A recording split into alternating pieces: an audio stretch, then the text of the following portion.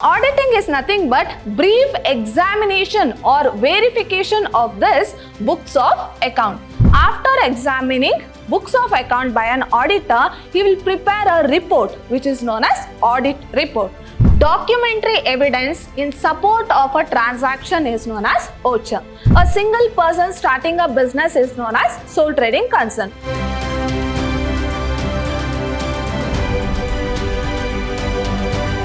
Hello everyone, I am Harshita, lecturer, Department of Commerce, Vidyashram First Grade College, the Temple of Excellence, Mysore. Today, we are in the introduction session of the subject Principles and Practice of Auditing, and this is for 6th Sem BCom student. And this is a theory subject, complete theory subject. Now we shall directly move on to the syllabus of this subject. Before moving on to the syllabus, I'll give a brief introduction about this auditing. Since auditing is a new topic for you all, so what is this auditing? So you know, in each and every organization, they will maintain books of account or they will prepare financial statements, right? So what is it? Books of accounts.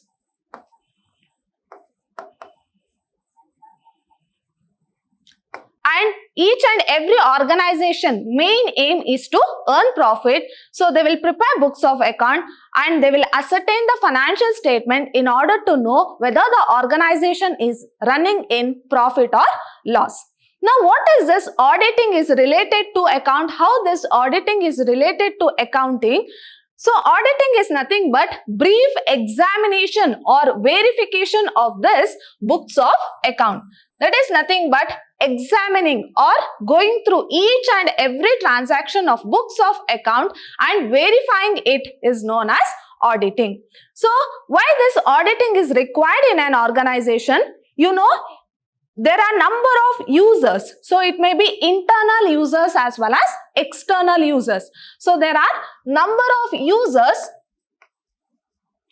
who are dependent on this accounting information. So they always wanted to know what is the result of an organization, whether the organization is running in profit or loss, or whether the organization is able to sustain in the market or not. So these users are completely dependent on this accounting information. As I told, there are two types of users. One is internal user and the other one is external users. Now, who are the internal users of accounting information? So, these are the users who are inside the organization. For example, employees, board of directors, chairman, workers. So, these are the internal users who are dependent on the accounting information. In the same way, there are external users like suppliers, creditors, financial institutions. So they have provided loan to the organization, right? So they also wanted to know what is the result of the organization. So whether the organization is in profit or loss. So both these internal users and external users are completely dependent on this accounting information. So it is a duty of an organization to provide fair and true result of accounting information to these users. So since the users are completely dependent on this accounting information, so the organization has to provide true and fair accounting result to these users. So what they have to do in order to give true and fair results? So they have to prepare proper accounting statement. So they have to follow all the accounting procedures, principles and draft a statement, that is accounting statement, and provide it to the users. But it is quite common that the human beings make mistakes, right? So while preparing an account, it is quite common an error may occur in the financial statement. So in order to verify or examine that error, a person is appointed by an organization who is known as auditor. Now, what is the duty of an auditor? To examine the books of account which is prepared by the accountant. So, as I told, accounting statement is prepared by accountant. So what the auditor will do? The auditor will examine all the transactions in the books of account, or he will examine or he will verify that books of account. So that process is known as auditing. I think now you got a clear picture about auditing. So time being, you remember auditing means brief examination or verification of books of account is known as auditing. Here the auditor will examine each and every transaction of books of account in order to check whether the books of account is accurate or not. So that process is known as auditing. Now in your syllabus you will be having 6 units. So your unit 1 is all about meaning and types. Here you are going to discuss, or here you are going to learn in detail what is this auditing, what is the meaning of auditing, what is the definition of auditing, and what is the types. So here you are going to discuss, or here you are going to learn in detail about auditing. And the next one is unit 2, audit planning and control. Next unit 3, internal check and internal control. I'll discuss in detail in each unit what you are going to study. Unit 4, ouching. Unit 5, verification and valuation of assets and liability. And Unit 6, audit of different types of organization. So, once you know the meaning of auditing, so it will be easy for you to recall all the concepts. Because if you don't know what is auditing, then it will be difficult for you. So, you know what is auditing? That is examination of books of accounts. Now, let us see what is the learning outcome. So, what is this learning outcome? After going through all these units, what you will be able to understand from these units? That is learning outcome. So, it will help the students in understanding basic concepts of auditing. So, you will learn completely about auditing. Next, audit planning. So, you'll learn about what is audit planning in your second unit. Next, internal check and ouching. So, you will learn about it in detail in these units. Next, we shall move on through the first unit. As I told, I'll discuss in detail what you are going to study in each unit. So, your first unit is all about introduction about auditing, where you are going to learn meaning and types and few more concepts about auditing. So, first you'll learn about introduction. So, you'll learn how this auditing has been emerged. So, what is the need for auditing? Next, meaning and definition of auditing. And the next one is nature and importance of auditing. Why this auditing is very important in an organization. Next is objectives of auditing. What is the main objective of auditing? Why it is essential? Next, what are the advantages of auditing? What are the different types of audit? So, there are different types of audit that you are going to learn. So, what are the different types of audit? Next, qualities of an auditor. So, as I told, in order to examine that books of account, a person is appointed who is known as auditor. So, what are his qualities? So, a normal person cannot audit books of account. He should have some knowledge, right? What are his qualities? Next, audit report. So, after examining, what is this audit report? After examining books of account by an auditor, he will prepare a report which is known as audit report. So, we shall discuss in detail in the further sessions. Next, auditing in a computerized environment. That is, in the computerized world, how this auditing is being performed, that we are going to learn. And the second unit is all about audit planning. So, what is this audit planning? So, before an auditor goes for auditing, he should have a proper plan. In the sense, you should know what he has to do and what is the time duration of that auditing. He cannot take longer period of time in order to finish that auditing process. So, that plan is known as audit planning.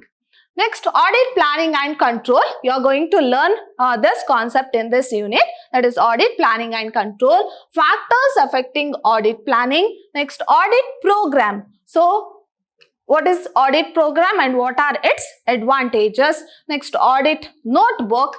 Next, appointment of an company auditor. Next, what is qualification? What are the qualifications of an auditor?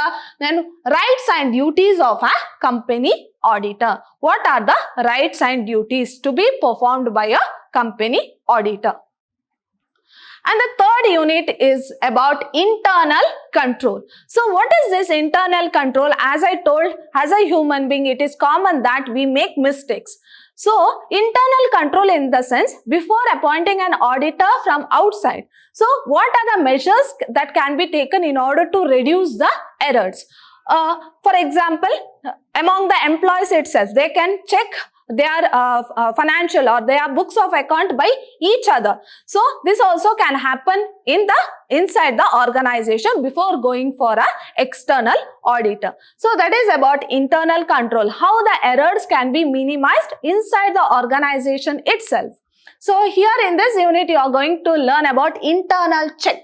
So as I told, you can verify books of account by each employee. So you can exchange the books of account and you can verify as well as examine the books of account. That is internal check and internal control. Next, its meaning and objectives. Next, internal audit. So as I told, before going through an external auditor, an auditor can be appointed inside the organization, whereas the auditing can be done inside the organization itself. That is internal audit.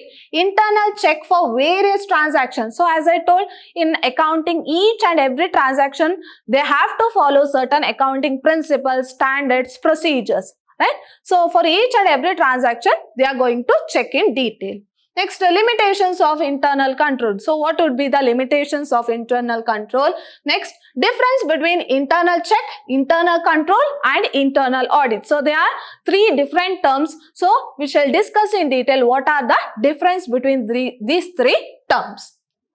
Next, auditor's independence. So this is also one of the concept to be studied under internal control unit, that is unit 3.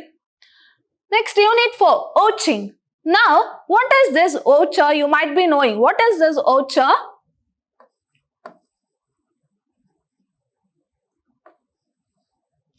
So, in accounting, for each and every transaction, there should be an documentary evidence, which is called as OCHA. So, what is OCHA? It is a documentary evidence.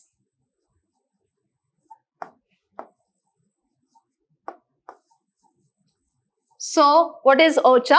Documentary evidence in support of a transaction is known as OCHA. So, in books of account, you cannot write all the transactions randomly. So, for each and every transaction, there should be a documentary evidence like cash memo or receipt. So, these are called as OCHAs. So, there should be a documentary evidence for each and every transaction. So, in this unit, you are going to discuss about in detail. So, you learn about OCHing. So, what is OCHing? What is the meaning of OCHing? Then, what is the concepts, objectives and importance? Next, general principles of OCHing. Next, teaming and adding a challenge to OCHing. Next, OCHing different types of transaction. How each type of transaction can be verified through this OCHAs. And the next one is verification and valuation. So, in OCHing, we are having an evidence. We are just having an evidence for a transaction. Whereas in verification and valuation, we are actually finding the truth. So, we are actually finding the truth.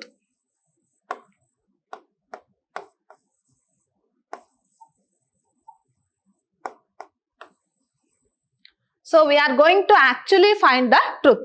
Whether, suppose if I say there is a machinery in an organization. So, and we have a slip, that is a documentary evidence, that is OCHA.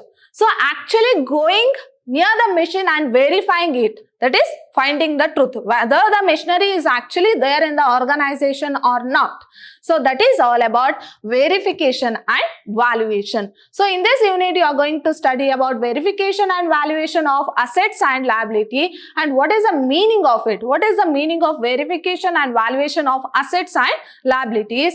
Next, problem in valuation of asset. So what would be the problem while valuing the assets in an organization? In the same way, valuing of goodwill, stock in trade, investments, patents, then copyrights and trademarks, plant and machinery, capital, creditors, debentures, next outstanding expenses, contingent liability. So we are going to verify and value each and every assets and liabilities in an organization. So it may be tangible assets or intangible assets. So we are going to verify it. We are going to find the truth whether it is actually there in the organization or not. Next unit is, that is sixth unit, audit of different types of organization. So there are various types of organization, that is various types of business organization. So how to verify each and every type of organization? Like there are sole trading concern, there are partnership firm, there are joint stock company. So how to verify or how to make the auditing process in each and every type of organization. So in this unit, you are going to discuss in detail audit of different type of organization, that is audit of a sole trader. So it is said that in a sole trading concern, it is not essential to go for auditing because a single person starting a business is known as sole trading concern. So he is the owner, he invests the capital, he only shares the profit and loss. So there is a no need. He only makes all the books of accounts. He only prepares all the books of accounts. He only verifies the books of account. But it is said that it is not essential in a sole trading concern to verify the books of account or go for auditing. But in some situations like big organization where a sole trading concern is very large and the books of account are maintained is very large, or the large transactions are recorded in the books of account, in such situation even a sole trader also goes for auditing. Next, audit of partnership firm. Of course, in partnership firm, it is very essential to go for auditing because there are number of persons, that is 2 or more partners in an organization. So they have to go for auditing. Next, audit of hotels, audit of educational institutions. Of course, according to law, all these institutions also go for auditing process. Next, auditing of trust, audit of cooperative societies. So these are the contents which are going to study in this unit. So these are all about the 6 units. So I have discussed in detail what you are going to study in each unit. Now we shall move on to the internal portions. So your internal examination will be for 20 marks. So internals will be for 20 marks and your external will be for 80 marks.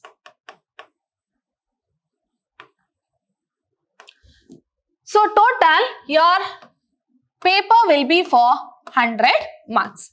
So as I told you, your internal will be for 20 marks. So we are going to conduct 3 internals, that is internal 1, internal 2 and internal 3. Each internal is for 20 marks.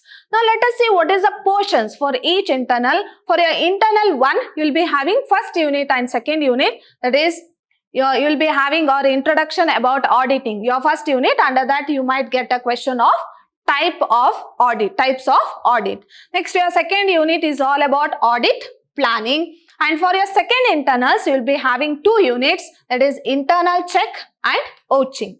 Next, for your third internals, you will be having 5th unit as well as 6th unit, that is valuation and verification.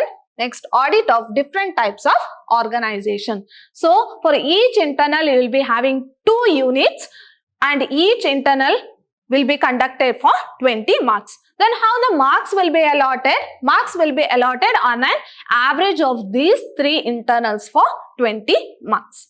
So this is about internal portions. I think you are clear about it.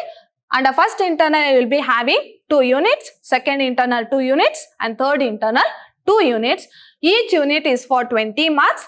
And how the internal marks will be allotted? On an average of these 3 internals.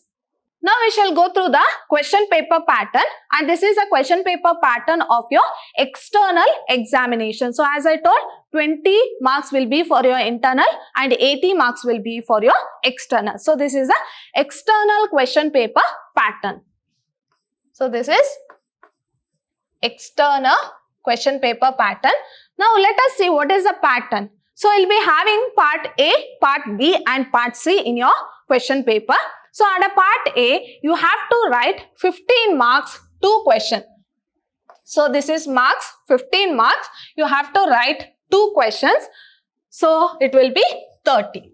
In the same way in part B, 10 marks question, you have to write 3 questions, that is 30 marks.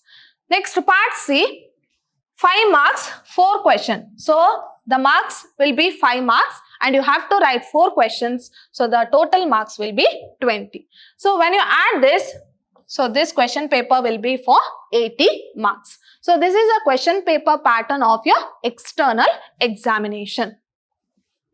Now we shall see what is the chapter wise marks allotment. As I told you, will be having 6 units. Each and every unit is very important. Let us see in each chapter how much marks you can expect. So in your first unit, that is introduction about auditing, you will get 15 marks 1 question, 10 marks 1 question and 5 marks 1 question. So 15 marks 1, 10 marks 1 and 5 marks 1 question. Next unit 2. So you will get 10 marks 1 question and 5 marks 1 question. Next unit 3, you will get 15 marks 1, 10 marks 1 and 5 marks 1. As I told, this is a theory subject. So all the questions will be theory questions. Next unit 4, you will have 15 marks 1 and 5 marks 1. Next unit 5, you will have 10 marks 1 and 5 marks 1. Next unit 6, 15 marks 1, 10 marks 1 and 5 marks 1. So these are the 6 units. All the questions will be theory question. And as I told, part A will be 15 marks, part B 10 marks and part C is 5 marks. So these are the questions you can expect in your question paper. Now we shall see what are the books to be referred for this subject. So your first book will be, that is book name is Auditing and the author is T.R. Sharma. So the book name is Auditing and the author name is T.R. Sharma. You can refer that book. And the next one is Practical Auditing. So the name of the book is Practical Auditing and the author is B.N. Tandon. Next, third book is, the book name is Practical Auditing and the author is Spicer and Spegler. And the next one is, name of the book is Auditing and the author is Jagdish Prakash. So these are the books which you can refer for this subject, that is Principle and Practices of Auditing. My dear students, hope you had a brief introduction about the subject Principles and Practice of Auditing. See you all in my next session with a new unit. Till then, take care. Thank you.